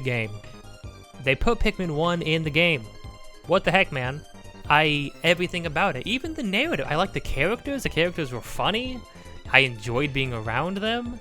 Getting to see Olimar again was amazing, and the way it ends, the note it ends on, oh, my heart. Amazing. They did things in this game, and not to mention the game just keeps going every single time I think we're almost done. The game's like one more area, one more side thing, one more side objective, one more side challenge. I 100% of the game because it's so good. I mean, if this is where it's going to exist is in Best Family, then yeah, it takes the cake for Best Family. I absolutely used to want to sit down, play this with your family, for sure. I mean, obviously, Super Mario Bros. Wonder has like little multiplayer, right, or like more full multiplayer than Pikmin 4 or anything like that, but like, nah, man. Pikmin 4 is special. It's just so special. Super Mario Bros. Wonder is an incredibly special game as well, but I mean, I'm gonna give this to Pikmin 4, I think. Pikmin 4, objectively, and for the boys. There we go. It was struggling a bit. Okay. Best sim strategy game. Oh, there's Pikmin 4. I have to pick, I have to pick it again, right? Okay, listen. The City Skyline and Company of Heroes and even Advanced War have like, and do all the other games have more intense actual like strategizing and thinking through things? Sure. Actually, but you know what I will say though? My Dandori skills have never been pushed to their absolute limit in a Pikmin game like Pikmin 4 before. You know, I will say Pikmin 4 is it tests you. It tests your ability. It tests your game knowledge. It tests your knowledge of Pikmin and the way they will work. It tests how your ability to adapt to new situations. Doing some of the duels at the end of the game, the Dandori battles, which was some of the most fun stuff, 100%. But getting gold in some of that stuff was hard. Doing the Sproutling freaking Sage, the Sproutling Sage missions, some of the hardest stuff I've ever done in any Pikmin game. Period. You have to, this game more than any of them, I feel like you have to strategize, and you have to strategize well, and you got to be quick on your feet. It easy just goes to pick for the boys. That Fire Emblem game, I'm sure it's fine. I don't know. I saw the characters, and my eyes kind of the main character designs. My eyes kind of glazed over. I would like Fire Emblem to kind of like retrace some of its steps a little bit. It's going in a wacky thing, but I don't know. People seem to keep liking it, so good on them, I suppose. Best sports racing? Where is my Mario Kart 8? It's still going. Hey, why wasn't that in the ongoing game category? That game's still ongoing. We put Cyberpunk in there, but oh, sports slash racing. Eeny, meeny, wait, Hot Wheels. Oh, I just pick Hot Wheels. I don't know. I'm sorry. I see Hot Wheels, I click. I don't know what to tell you. Best multiplayer. I don't think I would give it to Super Mario Bros. Wonder because they did some weird stuff. The online limits, if you play online, it limits the interactability between you and the people you're playing with. And it also makes sure that nobody can have an effect on anybody else's world. Some people said, oh no, that's a good thing. I don't think it's a good thing. I think when I play a game with my friends, I want to play a game with my friends. Sorry. I think that the local multiplayer as well, them sort of stripping some of the ways you could interact with each other in that regard is also kind of a shame. But it's still, it still looks fun. It still looks like you can very easily grief each other just by running through the levels and whatnot. I just sort of miss being able to bump into people, picking them up and stuff like that. You know, the things that let you interact with your friends in the multiplayer game that you're playing together. Who'd have thought interacting with people? Not Diablo, sorry. Not Party Animals. Party games like this, sorry. It would have to do a lot to pique my interest. Street Fighter 6, Baldur's Gate 3. Street Fighter 6 is all the hub stuff is very impressive. It's very interesting. It's very cool. Getting to make these massive lobbies with a bunch of people with actual physical like arcade machines that you sit in front of to play against people. But the multiplayer, when you boil it down, is just you're playing the fighting game. So it functions. It does exactly what it needs to do. Essentially, right? Like it accomplishes the bare minimum for a fighting game, so good for it. However, the thing I've been saying most of my life, I want to sit down, play a co-op game with my friends, with people that I enjoy spending time with, where we can sit down and experience a story together, beginning to end, bookended, done. I'm not into this let's play and grind experience and levels for all of eternity, like a Diablo game, like these freaking trying to be like a live service game essentially, right? I'm not into just like the let's sit down for a little bit, and this can be fun for a little bit, but just doing that ad nauseum, nothing but party games of basically essentially streamer fodder, right? I want co-op. I want to play a game together beginning to end. I want to play a game together beginning to end. But specifically, I want to experience a story together beginning to end. I want to play an RPG with my friends beginning to end, and they don't do that. They rarely ever do that. But you know what gave me that? Baldur's Gate 3 gave me that. So I know if nobody else has me, I know Larian has me. people are conflicted when it comes to RPGs being multiplayer, because it's like, well, it's hard to experience the story with a bunch of friends, and it's like, no, I disagree. I think if all of you are intending to sit down and play the game, and that's what you're doing together, then you can sit down and do it, and that's fine, you know? And sure, maybe the story's not going to land like it would if you were sitting there doing it yourself, but who cares, you know? It's still having a world like this to run around in and screw around in and do weird things in with all of your friends, as like getting to choose your classes, getting to fight and like maneuver through battles together and plan things out. It's cool. It's great. Thank you, Larian. You give me exactly what I want. For the boys as well. Best adaptation. Ooh, controversial. Gran Turismo, Twisted Metal, yeah, okay. I heard people were upset with Castlevania Nocturne basically for the same reasons they were upset with Spider-Man 2, so I've chosen to not take most of that seriously. I haven't finished watching the first Castlevania series, so I'm going to have to wait on Nocturne to say anything about that. What I will say, though, is the animation for Nocturne is gorgeous. So that alone, you give me some beautiful 2D animation, I'm there, all right? You might just take the vote because of that. I've seen some things. I've seen some side-by-side comparisons between the game and what HBO did with Last of Us. I've heard it's good. I've heard it's great. I've heard it hits all the same stuff. I've heard it does some things better. I've heard all that kind of stuff. Cool, great, awesome. To me, the major sticking point is just the absolute redundancy of it, though. You know what I mean? Just the fact that like it seems extremely faithful. So why does it exist? Is it the joke of like, oh, games? That's not a game. That's a movie. Is it just like, okay, so let's just make it a movie then? Like, I don't know. I just feel like I had no interest. I love The Last of Us, and yet I had zero interest to watch the live action thing just because I'm like, why? You know, like I just don't see the draw. I guess the appeal. It's sort of lost on me. It's like I could just play the game again. There's some performance stuff. I mean, I think Pedro Pascal and the girl who plays Ellie, I don't know her name in real life. I think they seem to do really well, but nothing really drew me to it. On the other hand, Super Mario Bros. The movie, I was surprised.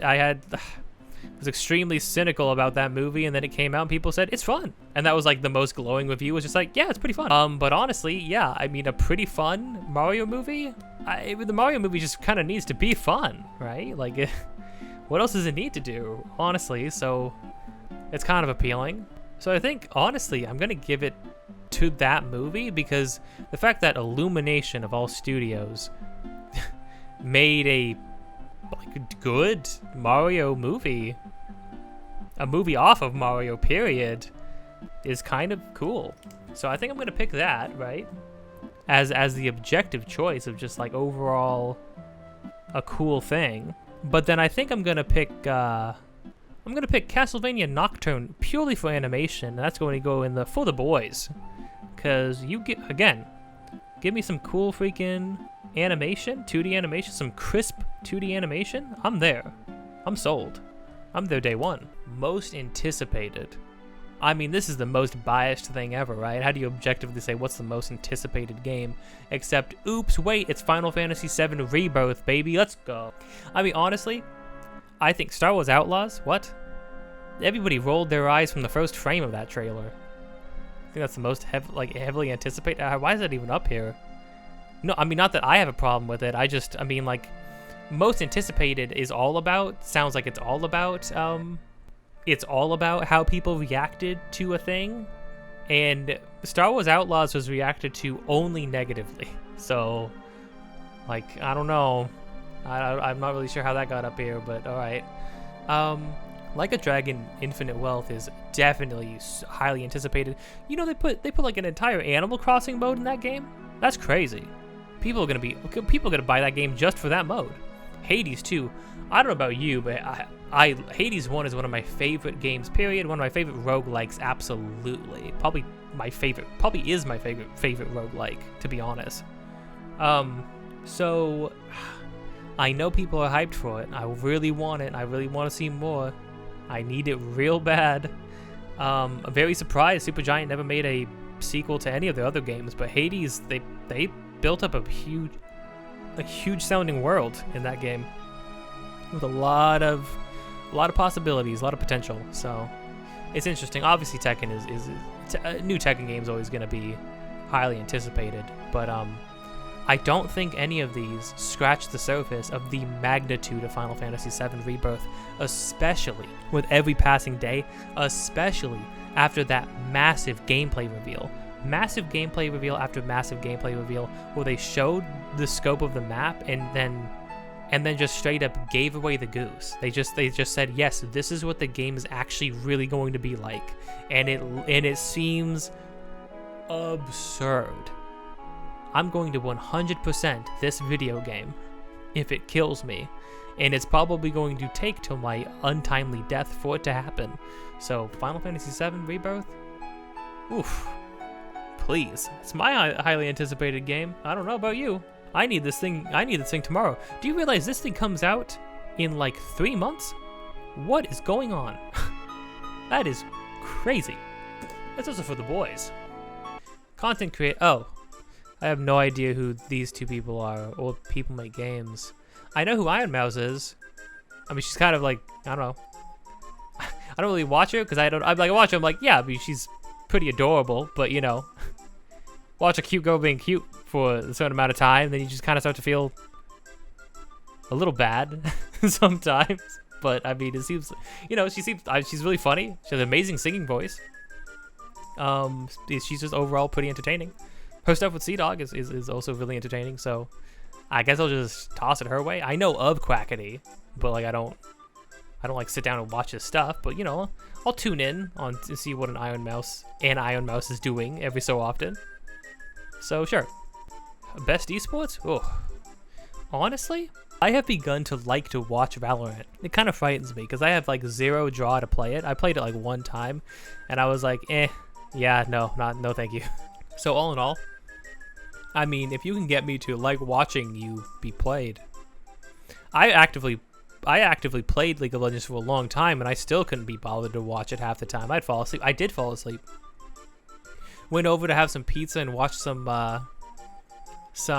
league like championships with the boys, and I passed out fully. I'm halfway through game 2, I was out. Oops. I mean, you know, not enough flashing colors for me, I guess. Best esports athlete. Faker? I don't know any of these guys. I've heard of Faker, but Eeny, meeny, miny, mo, catch a tiger by the tail. Paco Hydra. Was he wise? That's a gnarly word for me to have to try to pronounce. me in particular. Oops. Sorry, Hydra. Best esports team? Counter-Strike. Oh, fine, Counter-Strike is still a thing. Oh, we're really in the weeds with these last couple. That's why I was shocked that they put Game of the Year at the very first one.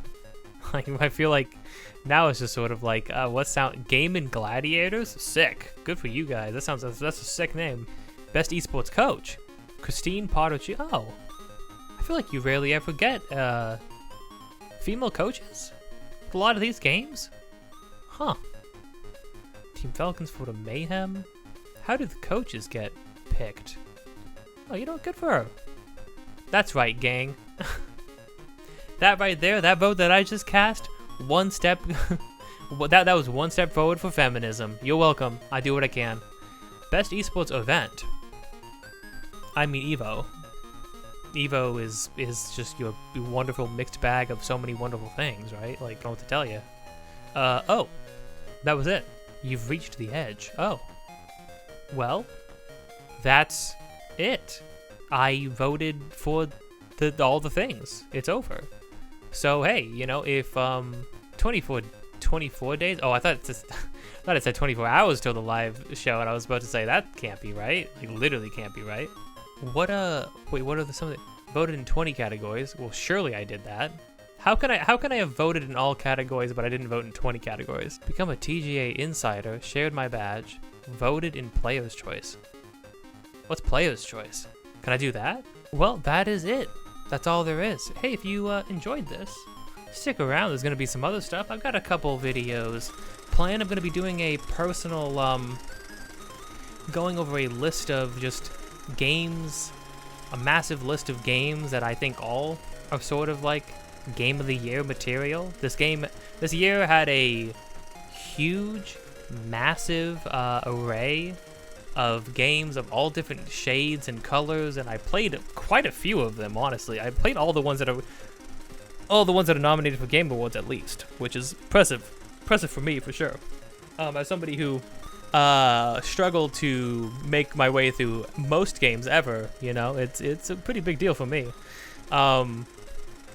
But yeah, stay tuned for that. I'll be going over games that I have played, games that I haven't played, games that I want to play, all games that I think would probably should be Game of the Year material, should be recognized for something, right? And that list is going to be comprised of games that I even think that I even don't like very much. So stay tuned for that. That's just going to be a list of, in general, a list of just Game of the Year, potential Game of the Year fodder overall, as a whole. So stay tuned for that. And then I'm going to have another video where I go over games that I have beaten this year. I'm going to go through all the different games that I have beaten this year, most of which will probably be things that I literally are on this channel that you can go check out right now yourself and see what I have beaten. But I have beaten other things outside of that, so stay tuned for that. And yeah, until next time, don't forget to be kind. Don't be afraid to change your mind. Peace out. Let me know what you what you would be voting for in some of these categories. What's your personal game of the year? Whether it was a nominee or not. What was your personal cup of tea? Show me send me some weird stuff, you know? I want to see. I want to hear people talk about some things that I have never even heard of, all right? Because, you know, hundreds of games come out every single year, right? All over the place. So it's easy for a lot of things to get sort of brushed under the rug. So I would love to hear about some crazy stuff that you've been up to. Also, me and my friend are making our own game. If you want to help out with that, links in the description to that, huh? Support these videos, support the streams, support the Patreon. All that good stuff, huh? Please? Please? Please? Yeah.